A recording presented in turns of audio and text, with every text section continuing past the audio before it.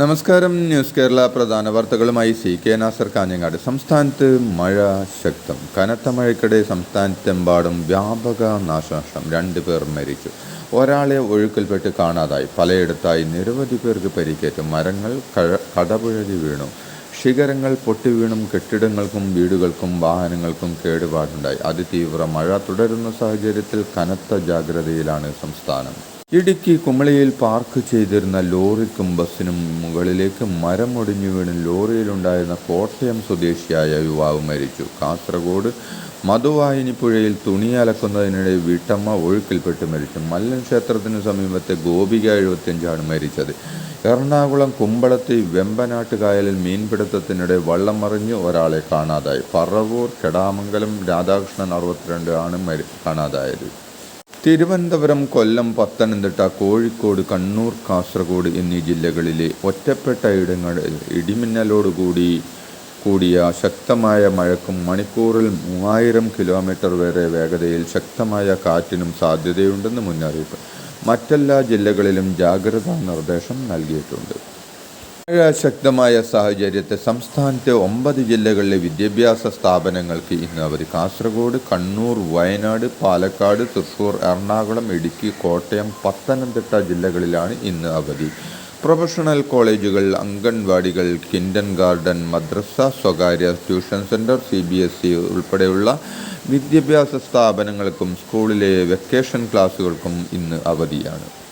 Thiruvananthapuram Kadakkavoor railway ഗേറ്റിന് സമീപം ട്രാക്കിൽ മരം വീണ് ട്രെയിൻ ഗതാഗതം തടസ്സപ്പെട്ടു. ഇന്നലെ വൈകുന്നേരം വീശിയ ശക്തമായ കാറ്റിലാണ് മരം ട്രാക്കിലേക്ക് വീണത്.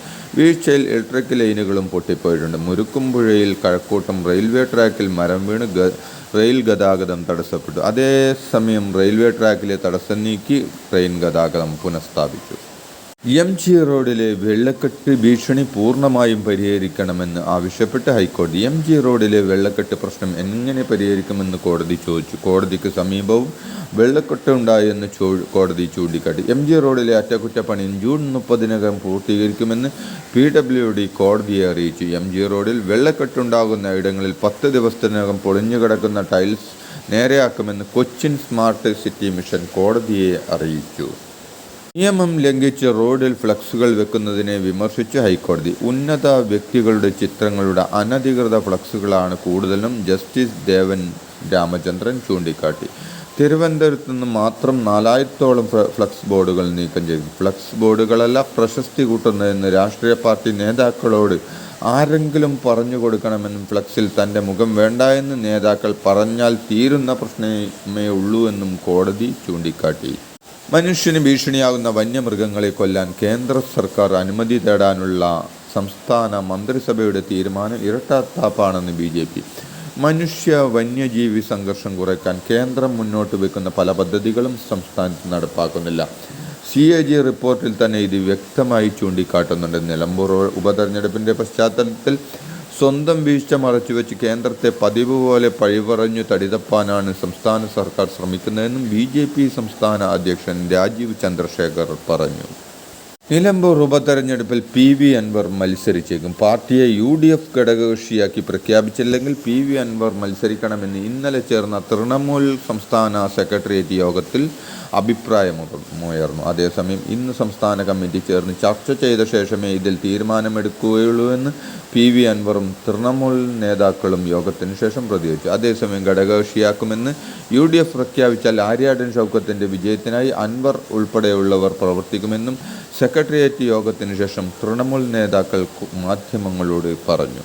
മാസപ്പടി കേസിൽ SFIOക്ക് തിരിച്ചടിയായി ദില്ലി ഹൈക്കോടതി ഉത്തരവ്. വിചാരണ കോടതിയിലെ നടപടികളുമായി മുന്നോട്ട് പോകരുതെന്ന് ദില്ലി ഹൈക്കോടതി ഉത്തരവിട്ടു. നിലവിലെ ഹർജിയിൽ ഹൈക്കോടതി തീരുമാനം എടുക്കുന്നതുവരെ തുടർ നടപടി പാടില്ലെന്ന് ദില്ലി ഹൈക്കോടതി ഉത്തരവ്. അന്വേഷണ റിപ്പോർട്ട് സമർപ്പിച്ചത് മനഃപൂർവ്വമുണ്ടായ വീഴ്ചയല്ലെന്ന് അഡീഷണൽ സോളിസിറ്റർ ജനറൽ ഹൈക്കോടതിയെ അറിയിച്ചു. ഏജൻസിയുമായി വന്ന ആശയവിനിമയത്തിലെ പിഴവാണെന്നും വിശദീകരിച്ചു.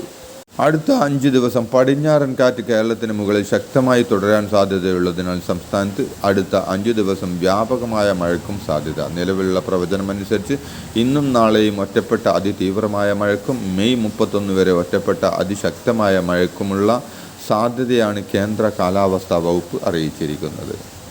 മഴ അതിശക്തമായി തുടരുന്നതിനിടെ നദികളിൽ പ്രളയ സാധ്യതാ മുന്നറിയിപ്പ് നൽകി കാലാവസ്ഥാ വിഭാഗം. പത്തനംതിട്ട ജില്ലയിലെ മണിമല നദിയിൽ ഓറഞ്ച് അലർട്ട് പ്രഖ്യാപിച്ചു. കോട്ടയം ജില്ലയിലെ മീനച്ചിൽ, കോഴിക്കോട് ജില്ലയിലെ കോരപ്പുഴ, പത്തനംതിട്ട ജില്ലയിലെ അച്ചൻകോവിൽ, വയനാട് ജില്ലയിലെ കബനി എന്നീ നദികളിൽ മഞ്ഞ അലർട്ടും നിലനിൽക്കുന്നു. ഈ നദികളുടെ തീരത്തുള്ളവർ ജാഗ്രത പാലിക്കണമെന്ന് മുന്നറിയിപ്പുണ്ട്. അൻവറിനെ കൂടെ നിർത്തുമെന്നും പ്രശ്നങ്ങൾ പരിഹരിക്കാനുള്ള ചർച്ചകൾ പുരോഗമിക്കുകയാണെന്നും രമേശ് ചെന്നിത്തല. തൃണമൂൽ കോൺഗ്രസിനെ അസോസിയേറ്റ് അംഗമാക്കാനുള്ള ചർച്ചകൾ നടക്കുന്നുണ്ടെന്നും കെ സി വേണുഗോപാലും വി ഡി സതീശനും കുഞ്ഞാലിക്കുട്ടിയും താനും അൻവറും വിഷയം പരസ്പരം സംസാരിച്ചു എന്നും അദ്ദേഹം കൂട്ടിച്ചേർത്തു. നിലമ്പൂർ ഉപതെരഞ്ഞെടുപ്പിൽ നിലമ്പൂർ ജില്ലാ ആശുപത്രി സൂപ്രണ്ട് ഡോക്ടർ ഷിനാസ് ബാബുവിനെ CPM പരിഗണിച്ചേക്കുമെന്ന് റിപ്പോർട്ടുകൾ. ആദിവാസി മേഖലയിൽ ഉൾപ്പെടെ സമൂഹത്തിൽ പ്രവർത്തനത്തിൽ സജീവമാണ് ഷിനാസ്. ജനകീയത കണക്കിലെടുത്താണ് ഷിനാസ് ബാബുവിനെ CPM പരിഗണിക്കുന്നതെന്നാണ് റിപ്പോർട്ടുകൾ.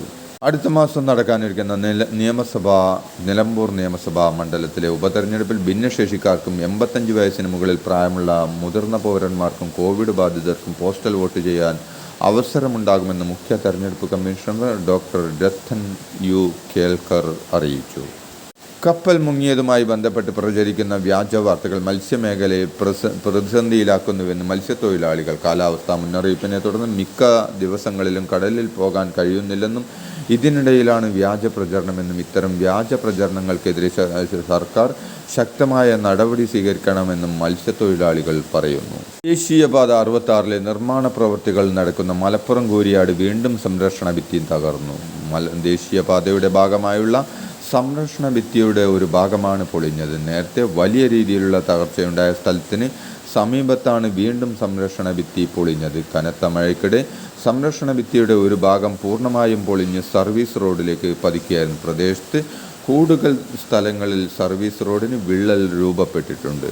മലപ്പുറം കൂരിയാട് ദേശീയപാത ഇടിഞ്ഞ സംഭവത്തിൽ കമ്പനികൾക്കുണ്ടായത് ഗുരുതരമായ വീഴ്ചയാണെന്ന് വിദഗ്ധ സമിതിയുടെ കണ്ടെത്തൽ. വിദഗ്ധ സമിതിയുടെ റിപ്പോർട്ട് കേന്ദ്ര സർക്കാരിന് കൈമാറി. കൂരിയാട് ദേശീയപാതയിൽ സംരക്ഷണ ഭിത്തിയടക്കം തകർന്ന ഭാഗത്തെ 1 കിലോമീറ്റർ റോഡ് പൂർണ്ണമായും പുനർനിർമ്മിക്കണമെന്നാണ് റിപ്പോർട്ടിൽ പറയുന്നത്. കേരളത്തിൻ്റെ യുവത്വത്തെ കാർന്നു തിന്നുന്ന വൻ വിപത്തായി ലഹരി മരുന്ന് മാറിയിരിക്കുകയാണെന്ന് എന്നും ഇതിനെ ചെറുക്കാനായി കേരള ജനത ഒന്നിച്ച് രംഗത്തിറങ്ങണമെന്നും രമേശ് ചെന്നിത്തല പറഞ്ഞു. രമേശ് ചെന്നിത്തല മുഖ്യ രക്ഷാധികാരിയായ പ്രൗഡ് കേരള എന്ന സന്നദ്ധ സംഘടനയുടെ നേതൃത്വത്തിൽ തിരുവനന്തപുരത്ത് നടന്ന ലഹരിക്കെതിരെ സമൂഹ നടത്തം പരിപാടിയെ അഭിസംബോധന ചെയ്യുകയായിരുന്നു അദ്ദേഹം. വേടൻ്റെ പാട്ടിനെതിരെ BJP നേതാവ് NIAക്ക് പരാതി നൽകിയ സംഭവത്തിൽ പ്രതികരണവുമായി റാപ്പർ വേടൻ. BJP നേതാവ് NIAക്ക് നൽകിയ പരാതി വൈകിയതിനാലാണ് തനിക്ക് അത്ഭുതം തോന്നിയതെന്നും പാട്ടിലൂടെ തൻ്റെ രാഷ്ട്രീയം നിർത്താൻ ഉദ്ദേശിക്കുന്നില്ലെന്നും വേടൻ പറഞ്ഞു. ജാമ്യവ്യവസ്ഥയുടെ ഭാഗമായി കൊച്ചിയിലെത്തിയപ്പോഴാണ് വേടൻ്റെ പ്രതികരണം. ഇതോടെ ഇന്നത്തെ പ്രധാന വാർത്തകൾ സമാപിച്ചു. നന്ദി, നമസ്കാരം. നല്ല കുടിവെള്ളം, നല്ല ആരോഗ്യം, നല്ല ജീവിതം. കാഞ്ഞങ്ങാട് മാണിക്കോത്തി ഗ്രീൻ ഷോപ്പിയുടെ നല്ല കുടിവെള്ളം പദ്ധതിയിൽ ഏറ്റവും ചെറിയ വിലക്കൊരു വാട്ടർ പ്യൂരിഫയർ എത്തിയിരിക്കും. 2 സ്റ്റേജ് വാട്ടർ പ്യൂരിഫയർ. ഈ വാട്ടർ പ്യൂരിഫയറിന്റെ MRP 1900 രൂപ. 500 രൂപ ഓഫറിന്റെ കഴിച്ച് 1400 രൂപ ഗൂഗിൾ പേ ചെയ്ത് തന്നാൽ നിങ്ങൾക്ക് കേരളത്തിൽ എവിടെയും ഫ്രീ ഡെലിവറി ഉണ്ട്. 9447151447 കീയോടുകൂടി ഇപ്പോൾ തന്നെ ബുക്ക് ചെയ്യൂ.